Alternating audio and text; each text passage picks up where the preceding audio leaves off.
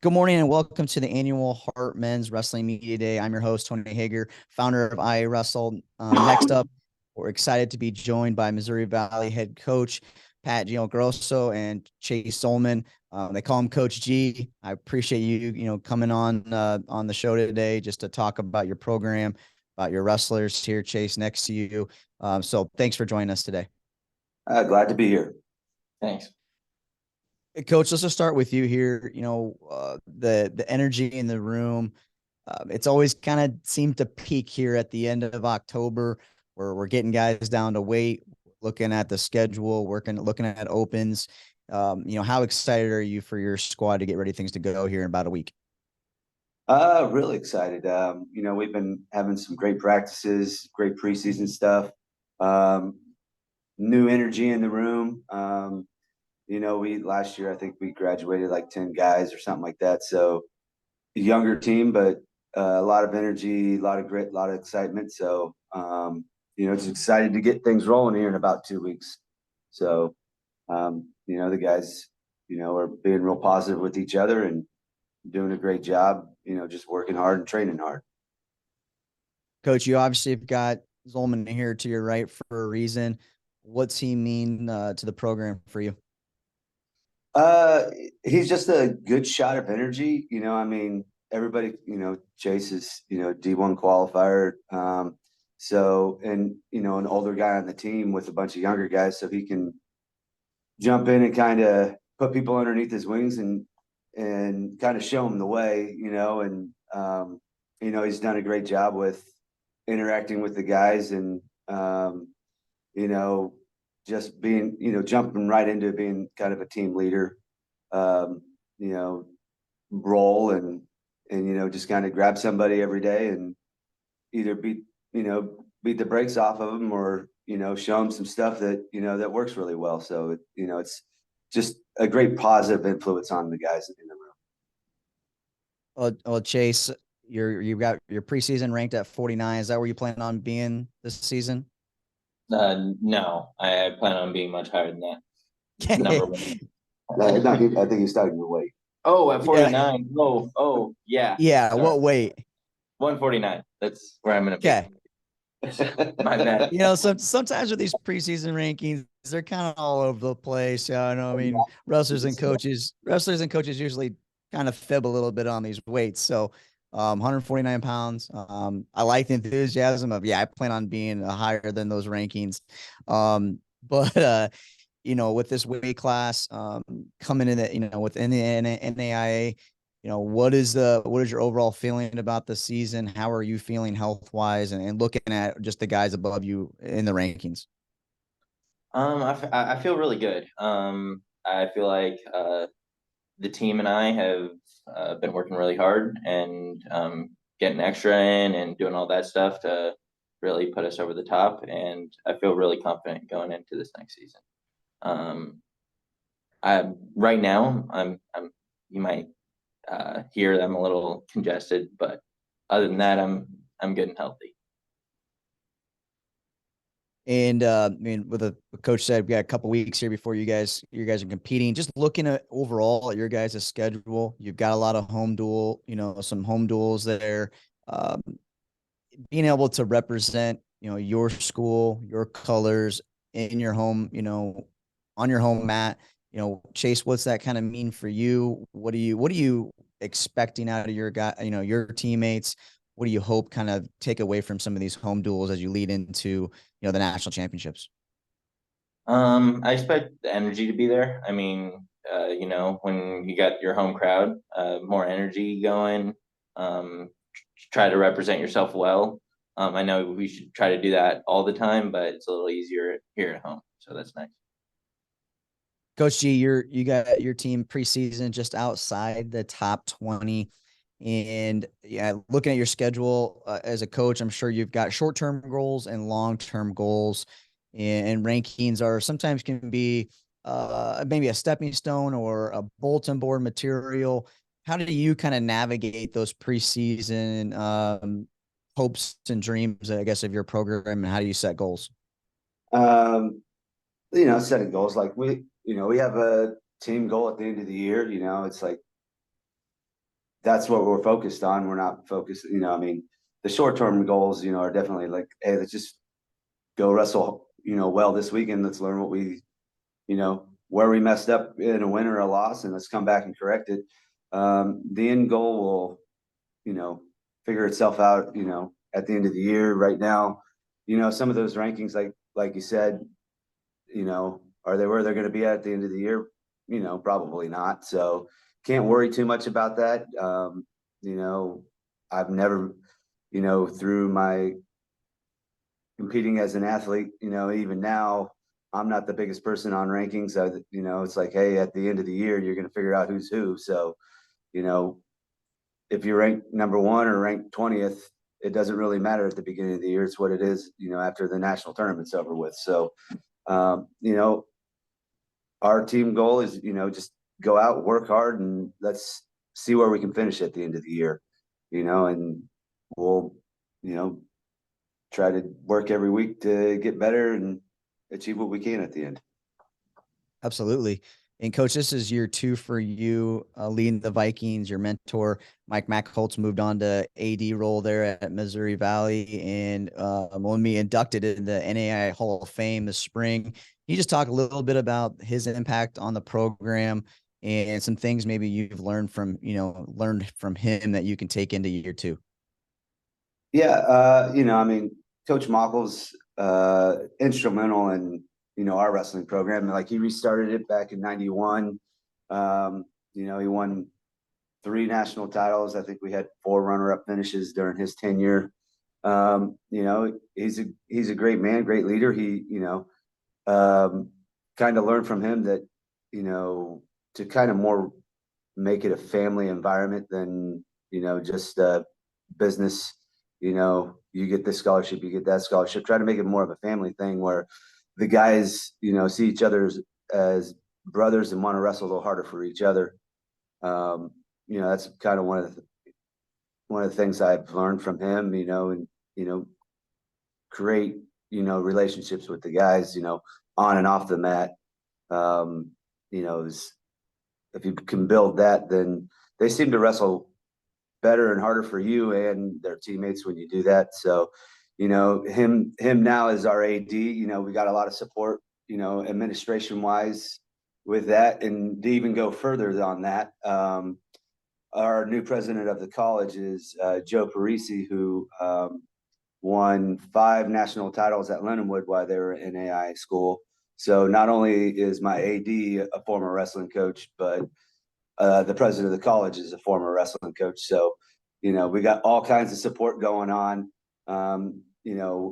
with our administration. So, which is awesome.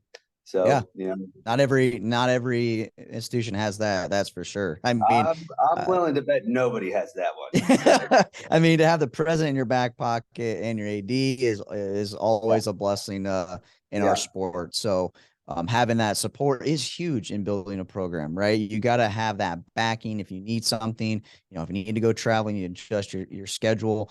That is bigger than people really realize, at this level. So, being, year 2 at the helm, what impact freshmen, were able to go out and basically, get them to trust you as the guy, leading this team. What were those impact freshmen? What are some top returning wrestlers that you look forward to seeing on the mat here soon?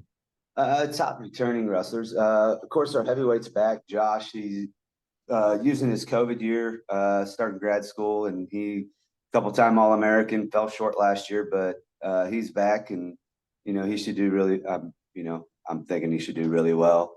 And then we have Donovan Parn at 41. He's been a 2-time qualifier for us. And then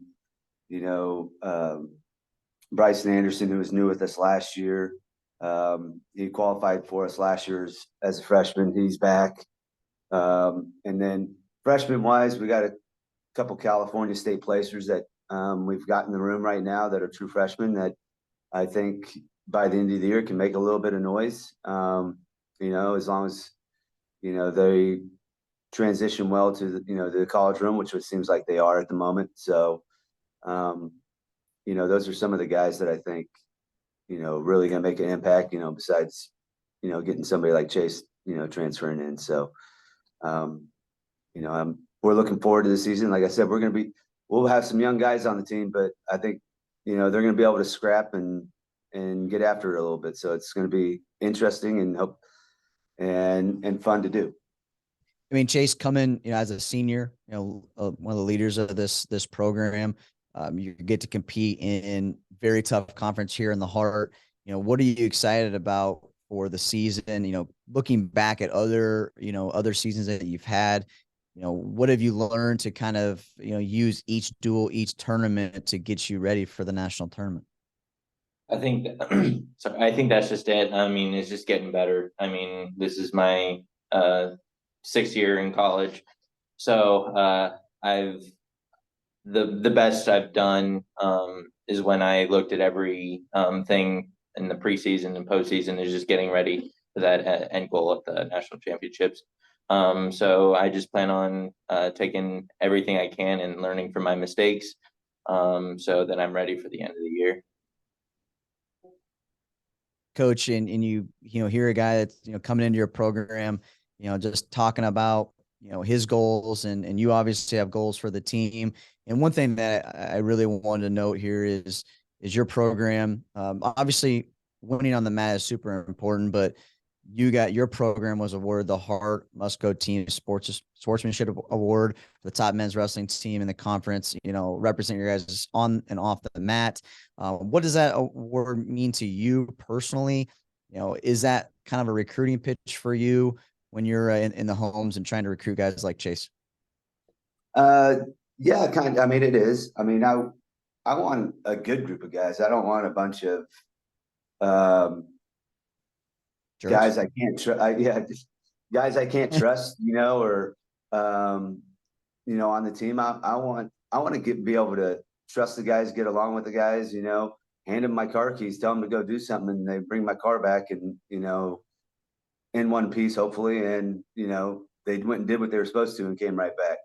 And here, we're in a small community, so going out in the community and doing little things for the community, some community service projects isn't a hard thing to do. And I think it's a good lesson for the guys on the team to be able to give back, whether that's, a couple of, like, we got one coming up here in a week when we go do our Cans for a Kid drive. Basically, we go collect canned goods for the underprivileged kids in the school district and give it to the school's food pantry.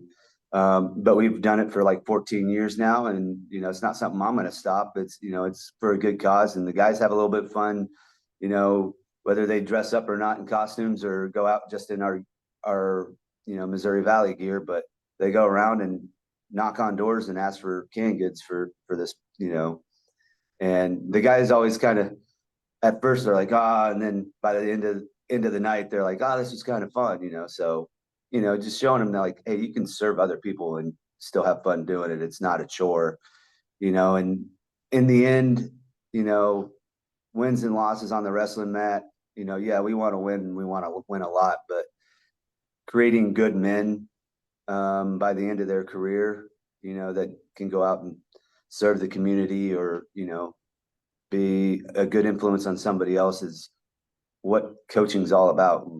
And that's, the end goal is to put people out that, are just good people, and win a lot of matches along the way as we do it.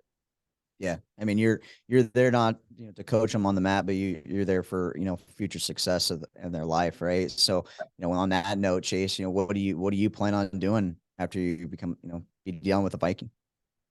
I want to be a wrestling coach. Right now I'm getting my master's in education administration. Next year I'll finish that up and get my teaching certificate, and so I can choose whether maybe I can be a high school teacher / coach, or maybe a college coach, or an administrator / coach. Just something revolving around the sport of wrestling. It's what I love, so I want to stay with it. There's not another year of eligibility out there, or? Oh no, I won't be wrestling that. Yeah, next year, when him finishing up his master's, he's actually going to join the coaching staff and be able to get back in the room, which is great. You know, that was kind of when we were talking to him about coming over, that was, you know, kind of part of the deal on that. And, a good part on our end, this year he kind of gets to get in the room and really compete with everybody. And next year, still be in the room and be able to give back and really, kind of start help coaching the guys more than he is. So, Chase, is it hard for you not to kind of look at yourself as a coach a year from now and go to Coach G and say, hey, these are some things I kind of want to change, or here's some things I want to bring to the program from a coaching side of things? Or are you strictly focused on, the task at hand? So far I've just been focusing on wrestling. I'll have to cross that path when it comes, but I don't want to, be wrestling now and the guys that have been here me like, oh, pretending like I'm a coach already, which I'm not. Yep. So no, it doesn't stop me from asking like, hey, what were you guys showing up at University of Wyoming, or what were some of your practice stuff look like, or something like that. That's just learning from what's going on. I ask other coaches what their what their practice schedules look like, and that kind of stuff. So it's more talking shop to me than anything else. So just hearing a different view is always a good thing. Absolutely. Well, guys, I appreciate you coming on here for our Heart Media Day and talking about your program and this tough conference. And we look forward to seeing the results and you guys at the end of the season. All right, thank you. Thank you.